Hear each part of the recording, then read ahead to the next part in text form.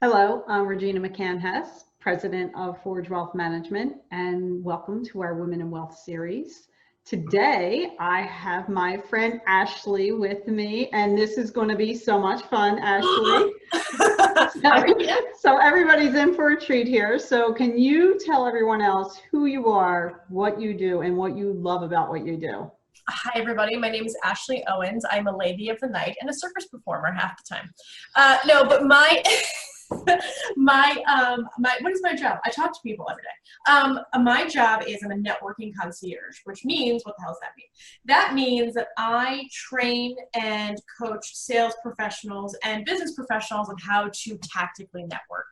And what's awesome about what I do, did I miss that part? What's awesome about what I do is that nobody does what I do, which is weird. People like to think they do constantly on conversations. Thank you very much for mansplaining to me, Bob. But my job is I tactically make sure people understand how to effectively build a network by using technology, strategy. Everyone knows how to build relationships. My job is to show you the actual activities to do those things. I have 2 digital talk shows, including working with none other than Sheldon Bartlett Rumor from This Is It TV. Amazing woman. Amazing woman. And me and Regina have the pleasure of being a part of that whole community and chaos.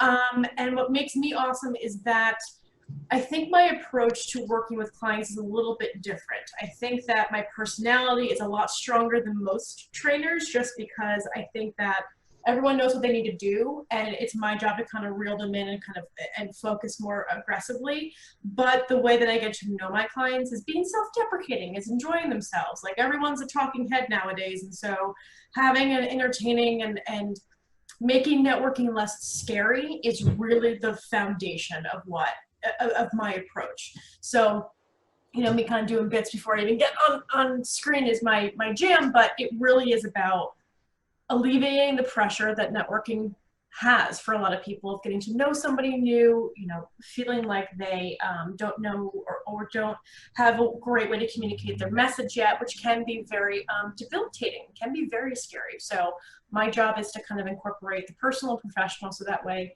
they have a good experience and they can actually, talk about what they do and be passionate about it.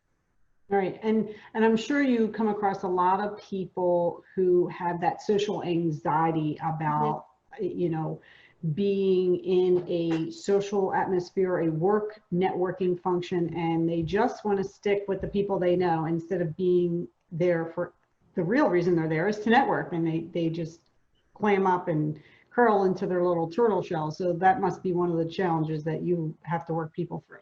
Yeah, and sometimes if they have such social anxiety where it becomes debilitating, they're not going to go network. So what we do is that we split their time, we split their time between networking online activities and then being more intentional about the networking on site. One of my favorite things to do with my clients is I will go with them to events and just be their advocate while they're there. So if they need that person to step away and sit with me and just kind of see how I talk to somebody new and incorporate them into the conversation, it's a great way for them to get that muscle memory to either rip the Band-Aid off of that anxiety, or they can watch how it potentially can be done so they can mimic. But those are my favorite, because we go in there and I say, you're not selling anything, you're doing nothing but making a friend, and we're going to play some games. So I had a client that brought me to an event. And he wanted me to basically train his business development manager on site. And this kid was bubbly, but didn't really know how to either wrap up a conversation or get into it without, it felt very willy-nilly. There really wasn't any structure. And he wasn't really being intentional about the conversations that he was having. So I felt like he was overthinking it. That was my observation. And so I brought him over. I'm like, okay, you're doing great. But I want you to find out where everybody in that group of 4 went to, where they went on vacation. Because what? He's like, it's only finding everyone on vacation. That's your only objective. Comes back, has all 4 of their business cards. And it was one of those things where he needed to get out of his own head for a second, and all I had to do was give him a fun game where there was no pressure, because his only goal was to learn and have his exercise. It's very much improvisation. It's very much an acting tool as well. So I kind of took a little bit of that from my background experience to say, like, look, nobody gives a damn about what you do. But people will actually want to work with you if they know you, if they like you, if they trust you. And right now we're in the no part. So let's play a game. So Ashley, tell us, what are some of the challenges that you face as a professional woman? So some of the challenges, we had talked about previously, I think before, we jumped on the call, that like you would think that women have an easier time networking and maybe having the advantage because we're nurturing, caretaking kind of people. And I have varied, it's a little varied. When I started my business, I had a lot to prove for myself. So there was a lot of self-confidence and a lot of self-realization, and there some days there wasn't any confidence. And I think that there was a need for me to show my value so much. On the flip side of that, I had been such a very compliant worker for so long that by the time I started my business, I was so pissed off that I didn't give a damn what anybody thought of me, which unfortunately, after being in the workforce for 18 years, it was a nice hard lesson for me to recognize, like, the only thing I can do is me. Like, I don't have anybody to fall back on. Like, this is me. I've faked it other ways. I've tried everything else. I have not tried me yet. And so that was my last resort. It was like this or nothing. Mm-hmm. So a lot of sexism in the conversations that I've had with people. I've had conversations with older men that question the validity of what I did. I've had women even come up to me and say, I don't understand in my videos, I'm not vulgar, I'm very passionate and I bleep out certain curse words, right? It works for some audiences and other audiences doesn't. There's always an educational piece to it, which makes it fun and airy and keeps your attention. And the reason why I do that is because I used to work in film and television, and I understand the ebbs and flows of how a video worked, which allowed my viewership to go up, which allowed more connections to be made, which allowed me to engage with more people, right? So there was a method to my madness, not just to go out there. But I didn't want anybody to feel like when they saw me or met me for the first time that they would get anything different. So it was me authentically, and I got a lot of pushback in the beginning because it wasn't what people were.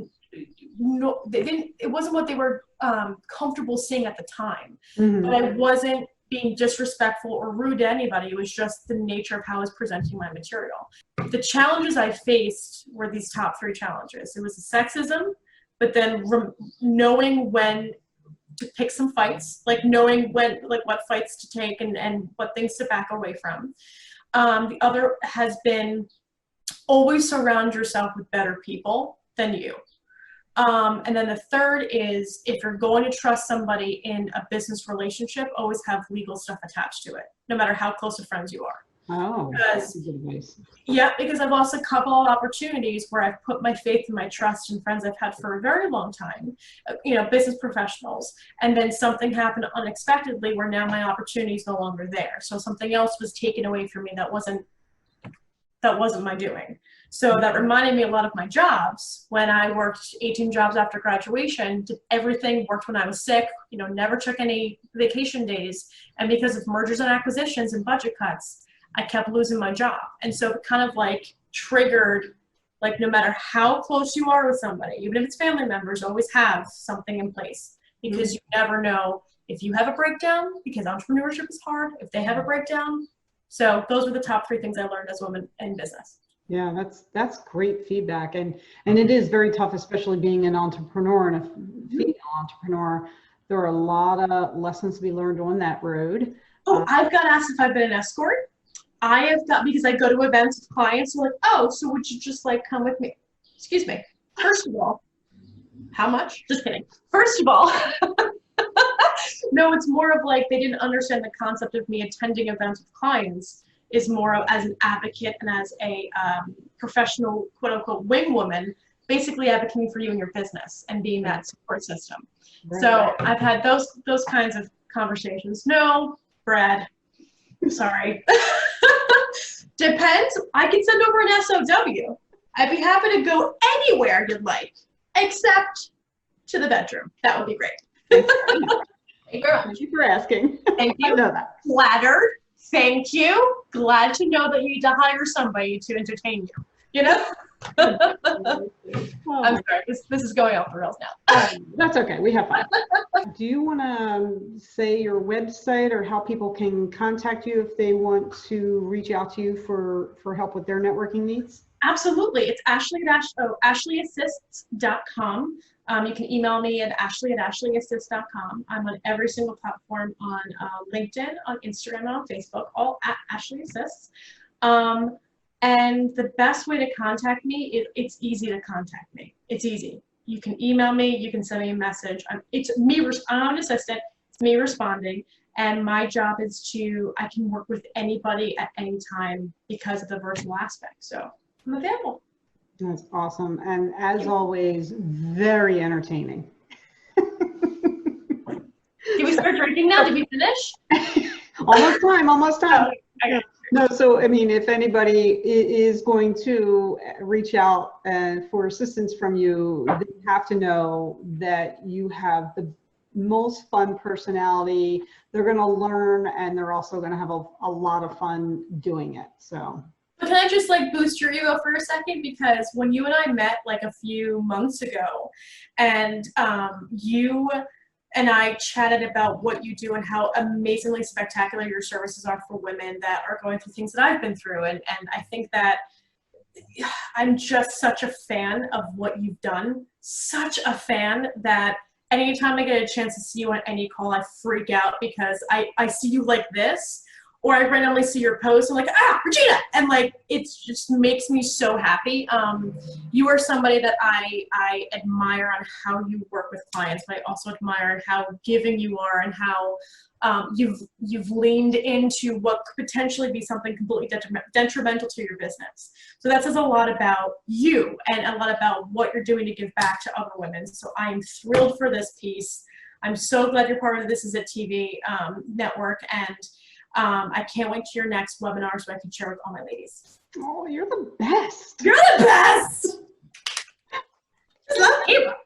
All right. Well, thank you for being on our Women in Wealth series, and thank you everyone else for watching us this week for Women in Wealth. And I want to thank you and let you know that we'll be doing this every week. If you want to follow me, I am on Facebook, Twitter, and YouTube at Forge Wealth. On LinkedIn, you can find me as Regina Hess. And of course, my website is forgewealth.com. Thanks for joining us and have a great day. Thank you.